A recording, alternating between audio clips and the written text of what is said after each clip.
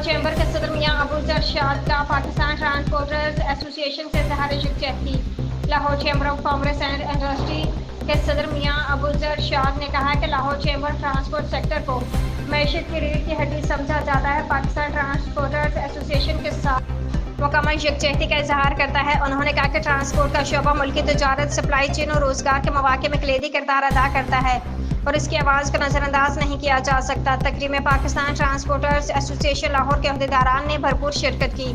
جن میں شامل تھے نبیل محمود طارق صدر، حاجی عرفان سلطان سینئر نائب صدر، محمد احمد خان نائب صدر، مرزا ارشد اقبال نائب صدر، ممتاز علی خان جنرل سیکرٹری، زاہد بصیر نائب جنرل سیکرٹری،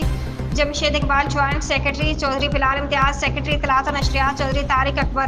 ڈپٹی سیکرٹری اطلاعات و نشریات، Rana Muhammad Shahid secretary labour, Imran Khan deputy commissioner secretary labour, Rana Sajawal Hussain secretary coordination. Mian Abuzar ارشاد نے ایسوسی ایشن کے نمائندوں کو یقین دہانی کروائی کہ لاہور چیمبر ان کے مسائل اعلیٰ سطح پر اجاگر کرے گا اور ہم ممکن تعاون فراہم کرے گا تاکہ ٹرانسپورٹ سے وابستہ کاربوری افراد کو درپیش مشکلات کا مؤثر حل تلاش کیا